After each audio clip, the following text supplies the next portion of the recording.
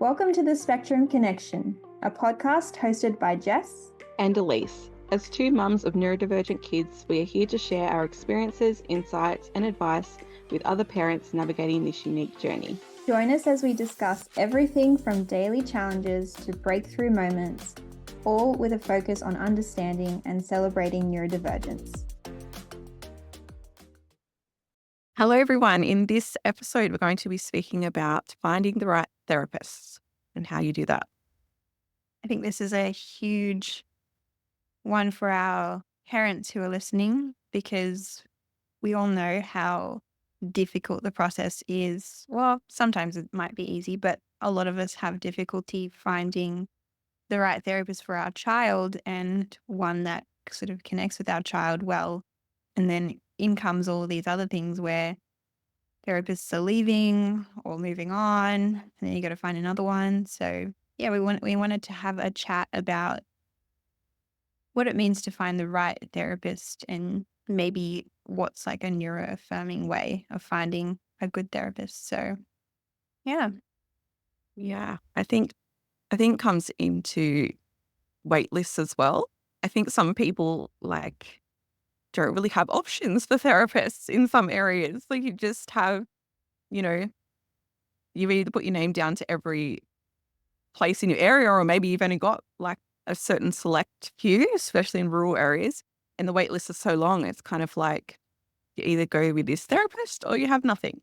And so I think for some families, it's hard to, I know I experienced this for speech for one of my boys. I just knew from the get-go it was not a right fit, but he really, really needed speech therapy. And so I probably put him through too many sessions. Now I'm looking back, but I was just in this rock and hard place. Like, what do? I'd need that, specialized service. Luckily for us now, we found a very good speech therapist and I was able to move away. It actually really worked out because the one we were with was leaving at the same time that I was going to move him. So it didn't make me look like the bad guy. And it's hard to see. No. Yeah, not really. It is awkward. And I've had many moments. I mean, we've been through many therapists because I just didn't feel right with that one. I guess we're lucky enough that we have options. There is still lots of wait lists, but we've had many awkward conversations. Usually I do it via text, so I don't have to say it to Basically, I say something along the lines of, we just want to see services with this therapy. And one therapist, I remember coming back to me and they were like, can I ask why? And I'm like, because I don't want to lie, but I also don't want to offend you.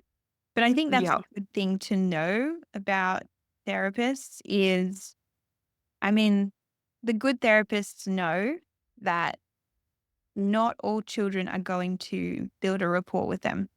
Not all therapists are going to be right for particular children. It really does depend on their personality and how they can relate to your child. If it's not working out, what is the point of it? I think you got to really assess, is this benefiting my child right now? Or should I just see services and try and find a new therapist? So it's hard. It's a hard one because, as you said, your child needs the therapy, but obviously you didn't have other options at the time. So it's really difficult to process that. It is, yeah. And I think one of the things that comes up for me is when I feel like I'm stepping in a lot to assist.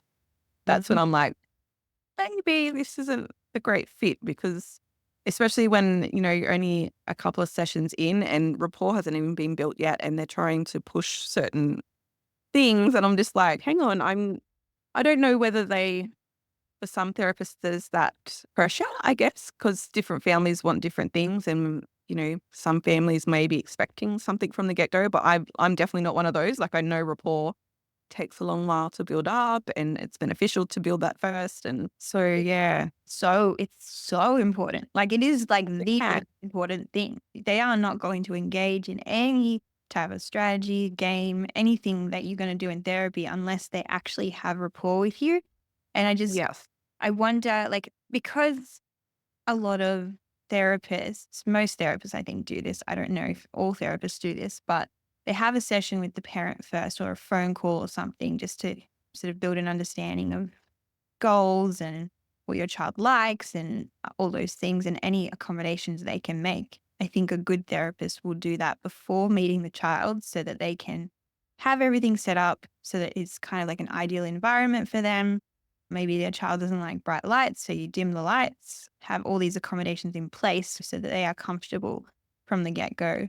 Parents kind of know their child best, so I think it is important to talk to them. I don't know what age that would end. I don't know. Jacob's 7 right now, and we still do it, but I think it helps, and I very much drill into them. As therapists, I'm like, I don't care if it takes 10 sessions. You don't do any therapy until he's comfortable, because Comfortable. Yeah. the slightest thing will kind of jump scare Jacob, and then he'll be like, no, I'm not going back there.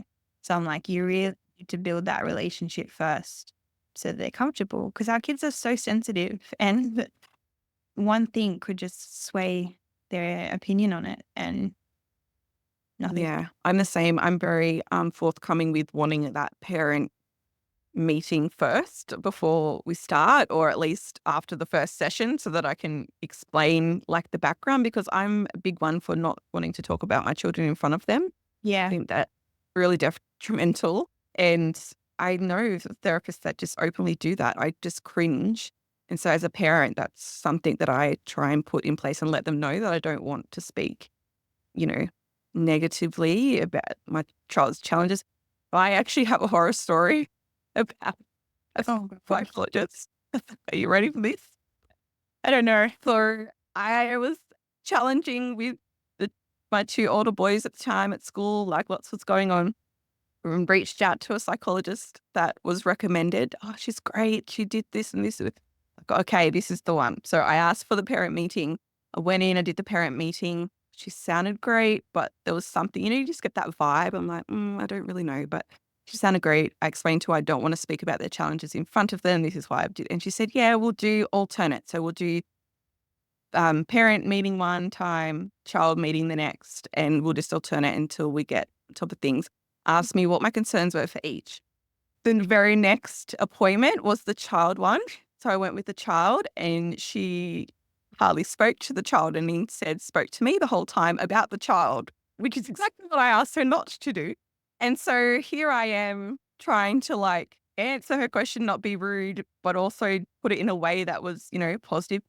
And she also said to one of my boys, are you naughty? Are you a naughty boy? What? And he just, oh, yes, no, this isn't a joke. Are you a naughty boy? And he said, no. And she said, oh, well, mum tells me. Yes, No. and the way she said it was like I just full on told her that he's just this naughty child. And I don't even use the word naughty. That is not how I view behavior at all. So She's needless a to say, psychologist. yes, Way to yeah. destroy a relationship between mother and child. Like, what the? Gosh. So he's my PDAI. And so I just left that appointment like, how do I repair this? And I just said to her, I'm sorry, that's not okay. Mum's never said that. Like, I had to do a lot of thing. And this was early in our journey, I stupidly went back with the next child because I was like, I booked the appointment. She pulled out a brand new book, strategies, textbook, I don't know what it was, and opened it up and said to me, so what would you like to concentrate on today? And I was like, pardon? And at the time, a lot of repetitive behavior for this particular child, like constantly saying certain things and interrupting a lot, but it was, to a point that was frustrating for him and us. And so I was trying to work through, and I didn't know much back then. But yeah, she was openly again talking about him to me. And so he had like the biggest meltdown I have ever seen. He's never been violent to me before, but he was like punching into me and stamping on my feet. And she stood there and said to me, oh, what's brought this on, do you think? And I'm like, and I was trying to get to my bag to get him to get to the car, and she's still trying to talk, and she's standing in front of the door, and I'm just like, yeah. So needless to say, we didn't return, and I got an email like, oh, would you like to continue? Like, seriously, lady, no, I'm not. I don't want to see you for the rest of my life. Was she like a new grad? Like, new? No, she's on the older end. Right. So, yeah, but highly regarded in our local area. Yeah. And I really should have put a complaint into some board or something, but I just did not have the capacity back then. But yeah, that's my horror story anyway. That is Mm. horrible. Like everything that you shouldn't do as a therapist, I think, Yeah. and your child obviously responded to that. Um, wow. And yeah, Mm. I do agree with having those alternate sessions. Like I think with Jacob, we do like once a term where I talk to the therapist and then he has his sessions where we don't talk. Because that's one of the Mhm. things I do say in the first session is Jacob doesn't like me talking a lot. He actually will like physically move me away from the person if I talk too much. So, and it's not my session as well. Like, Yeah. It's like how long are sessions? 45 minutes, an hour max. yeah. You sit there talking that time, like that's, yeah. I do see the benefit in talking to therapists, but it should be separate. Yeah, it should be Yeah. like on the phone or I think with Jazz, I think one time we did half an hour phone call and then she had her session. So it was like separate. Still got a chance to tell the therapist what's going on and what I'd like help with. But yeah, it didn't have to be in front of the child. And that's something I'd recommend for everyone who's listening is, yeah, just try and sort of separate because it can be hard for children to hear, what's challenging about them. Yeah. Like, I don't want someone to sit there next to me going, oh, Jessica does this and Jessica does that. And I really, this is really making me struggle and all these things. Like, what? I don't want to hear that. Yeah. Yeah. And I think for a lot of therapy, like it's a lot of play based. For a lot of kids, they it might not even be on their radar that they're there for a particular like they're just there to play in their eyes, which is great because that's what they should view like. Yeah, Yeah. it should be viewed like that, not doom That's and gloom for them. But Yeah, that's mm, something I was going to say was when you're finding a therapist, they really have to be looking at your child's strengths and their preferences. What do they prefer? Like I always tell therapists to have bubbles there for Jacob because he loves bubbles. That's like his big thing. And if you yeah, have bubbles, you'll be in his good books.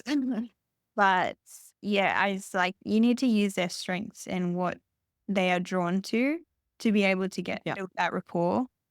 I remember the first few years of Jacob's life, we would go to these therapists not knowing very much, like not knowing about the neuro affirming movement and all those things.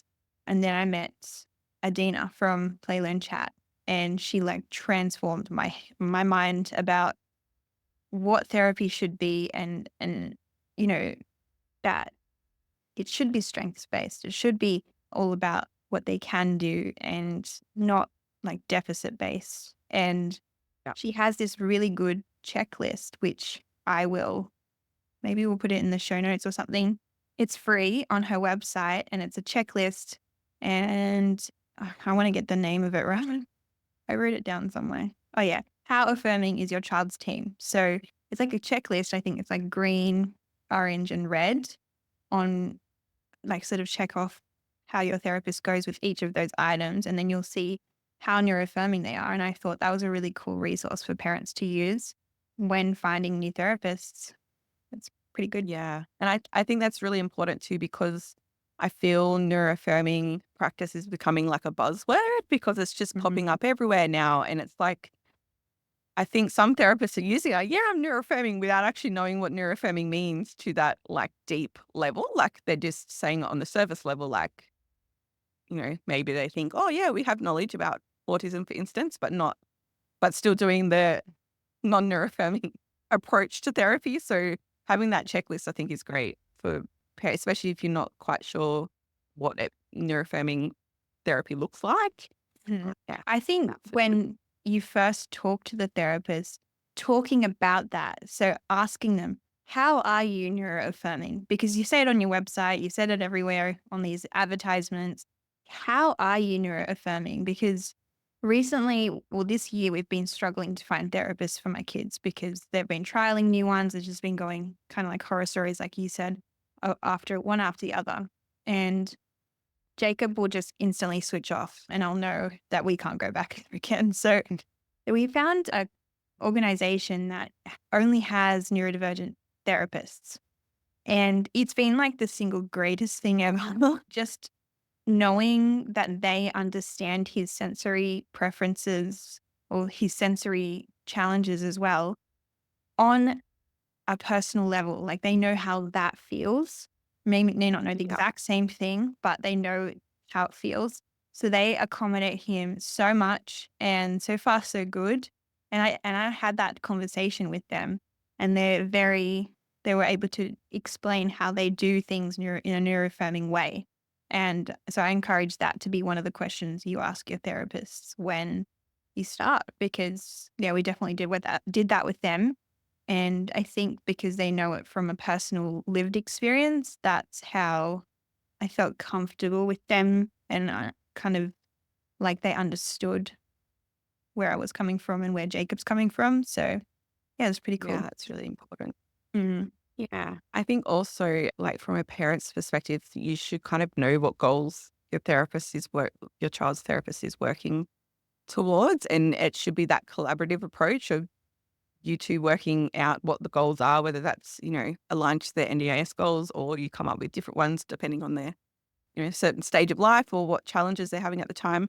And that they should be meaningful goals, not just like, don't just agree with a goal because a therapist, says, for instance, and this is an example that I've seen, like, oh, I've noticed they don't say hello when they first walk into the room. And, that's a social skill that we should probably be working on. In the big scheme of things, I would not like to be spending that amount of therapy every session trying to work on them saying hello. That's not benefiting them at all. You want to be working on those bigger goals that, are going to benefit their life, going to enrich their life, and they're your own personal goals for your family and the child, not what a therapist thinks might be important for future. That's such a silly goal. Like I think, yeah, you got to think about what is affecting your child's life, quality of life, and your family's quality of life. And then you kind of go from there. Like, what are the big goals? Yeah, let's not work on how to say it's not important. In the scheme of things, like, let's work on social skills of greeting people. If you guys haven't listened to our episode on social skills as a goal, should go over and check that out. You'll know how we feel about that goal. I think the other thing that I had to sort of talk about was just sort of having that open communication with the therapist, and for the therapist to actually be willing to adapt their therapy based on what's going on. So they're not like strict, like we have to do it this way. Yes. And that comes down to the neuroaffirming approach as well. Yeah. If they're not adapting themselves to the child, they're not doing it correctly. And I can say that like from my limited experience, but just in my prac, like I had no rapport with these kids. Like I seen them once as an observation, and then the very next session they came in for, I was running the session. So, and that was one of the things that I struggled with. Like I only had 20 days of prac, and I'm like, how do I build up a rapport with these kids? Like majority of them being autistic. How do I build up a rapport and engage with them? But you know what? I had no trouble. Like they were all engaged. And I think it was possibly because I'm also autistic, neurodivergent. They're like, oh, she's my people.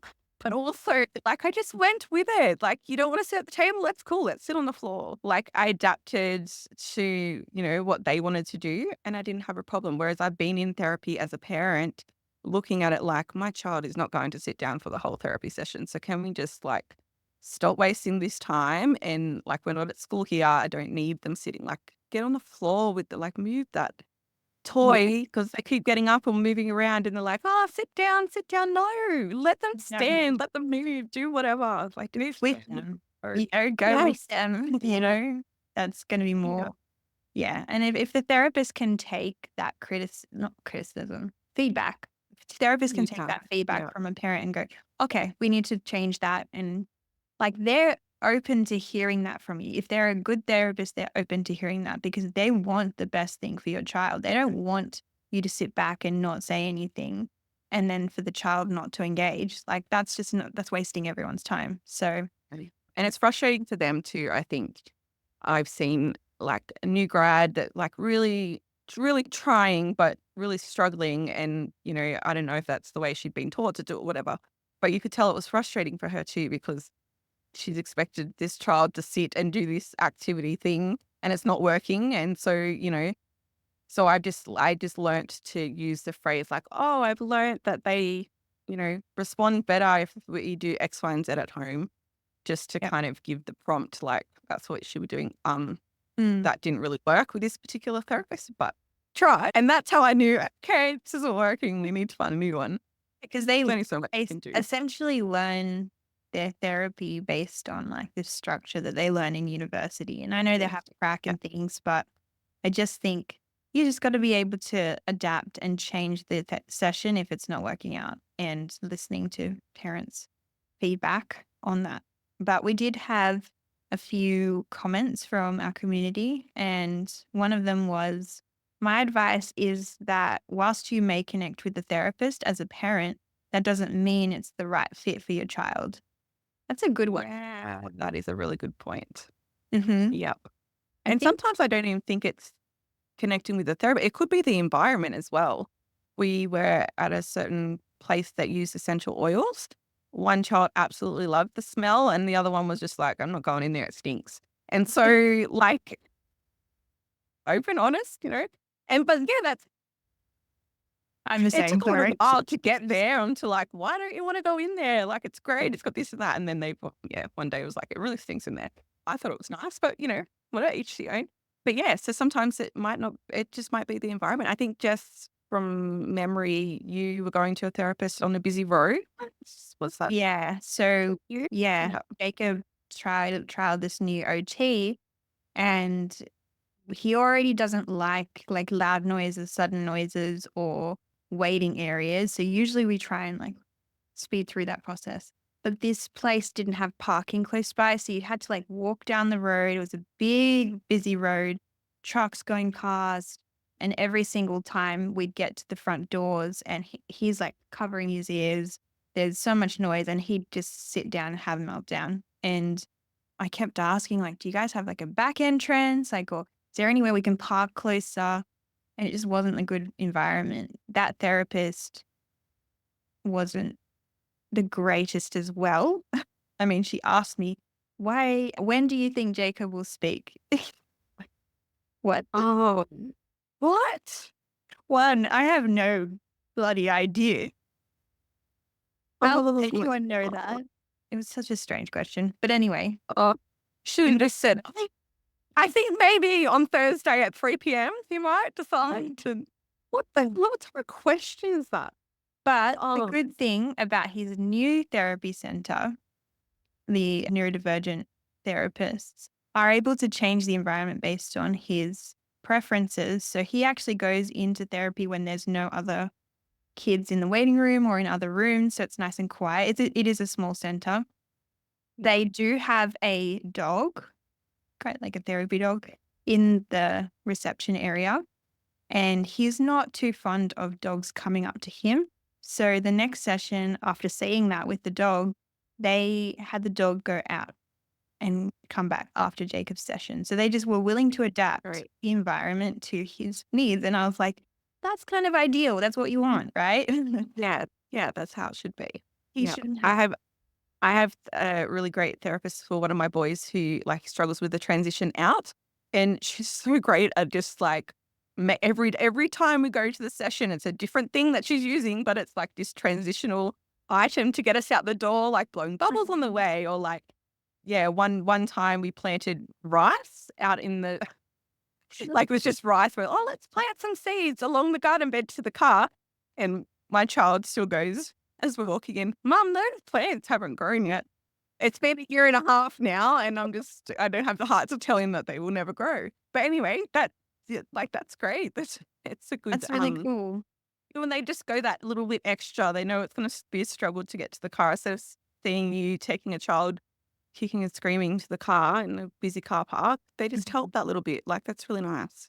Yeah. And I think it's kind of goes to show that he is a good therapist because he doesn't want to leave. Like, yes. Yeah. We bribe with cookies every week, like every fortnight.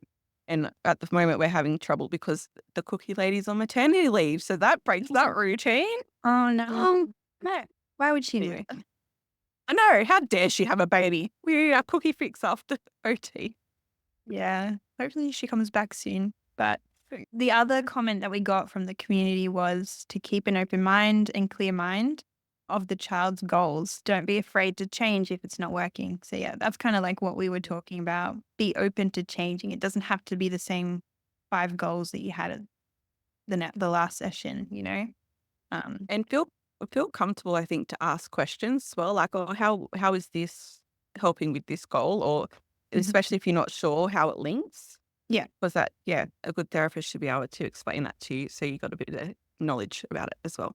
Yeah, that's important. And that's what those phone calls would be so beneficial for, is just having Yes. that conversation with them, allowing that time so you're not having to just wonder what's going on or, you know. Yeah. And I mean, like, as I said, 45 minutes to an hour is like, it's a drop in the ocean compared to the amount of hours that you spend with the child. Like, Yeah. and so therapy's like, it's important, but it's only just one small part of the overall picture. Yeah. So, yeah.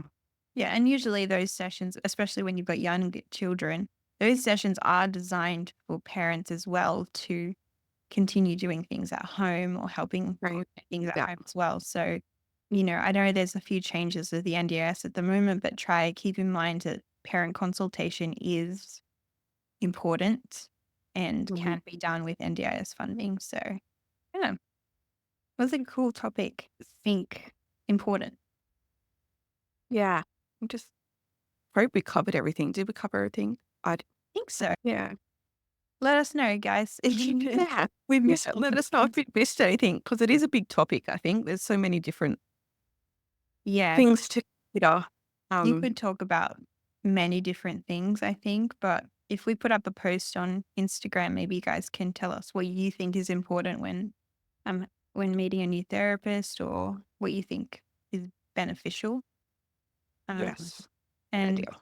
Alyce, you had a quote for self-care. Oh, I did. Let me get it. Okay, I've got it. The self-care quote is, "Today I read that butterflies rest when it rains because it damages their wings. It's okay to rest during the storms of life. You'll fly again when it's over." Oh, I thought that was really nice. yeah. We need that I reminder. like that. Yes. Yeah. Yeah. 'Cause it can be tough. Yeah. And I think time is another thing, but obviously we know that if we don't take that time, then our wings will be damaged and we can't, fly. We can't be Yep. the best selves for our kids. So whilst it may be hard and you might think it's impossible to find time, just those little bits in time that you can look after yourself, whatever that might look like. Yeah, I know it's hard. It is hard. It's really hard. But yeah, I guess that wraps up this conversation. Let us know in the Instagram post if you have any additions about finding the right therapist. But yeah, thanks, guys. Bye.